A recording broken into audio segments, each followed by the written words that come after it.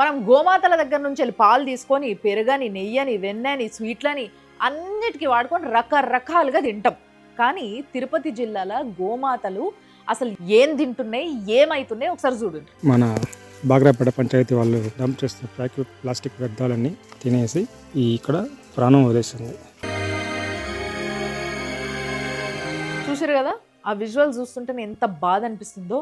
తిరుపతి జిల్లా బాక్రాపేటలో మొత్తం చెత్తంతా తీసుకొచ్చేసి ఆడ ఒక్క దగ్గర డంప్ చేస్తున్నారంట. ఆ ఊర్లో 120 నుంచి 130 దేశీ ఆవులు ఉన్నాయంట.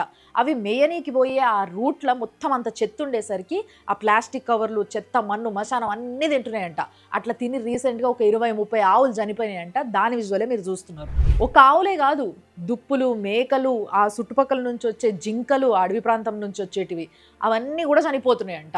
ఇట్లా అని చెప్పి గ్రామ పంచాయతీలో పోయి కంప్లైంట్ ఇచ్చినా, ఎంపీడీఓకి కంప్లైంట్ ఇచ్చినా ఎవరు పట్టించుకుంటలేరట. ఇక ఇట్లా కాదు అని చెప్పేసి లోకల్ న్యూస్ పేపర్లో కూడా వేయించిండంట ఈ వార్తని. దాసరి శ్రీనివాసులు అనేట ఆయన కూడా ఎటువంటి రియాక్షన్ లేకపోయేసరికి గట్టిగా పోయి నిలదీసిండంట. నిలదీసేసరికి బడ్జెట్ లేదు అంటున్నారంట. దేనికి బడ్జెట్ లేదు? 51 లక్షలు మొన్ననే అలాట్ అయినాయి కదా.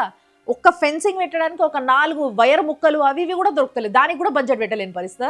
మీదికెళ్ళి పంచాయతీకి రెగ్యులర్గా వచ్చే రెవెన్యూ అంటే రెంట్లు కావచ్చు, లేకపోతే దాని ట్యాక్సులు కావచ్చు, ఏవైనా వచ్చేటివి ఉంటాయి కదా, అవి 90 లక్షల దాకా ఉన్నాయంట.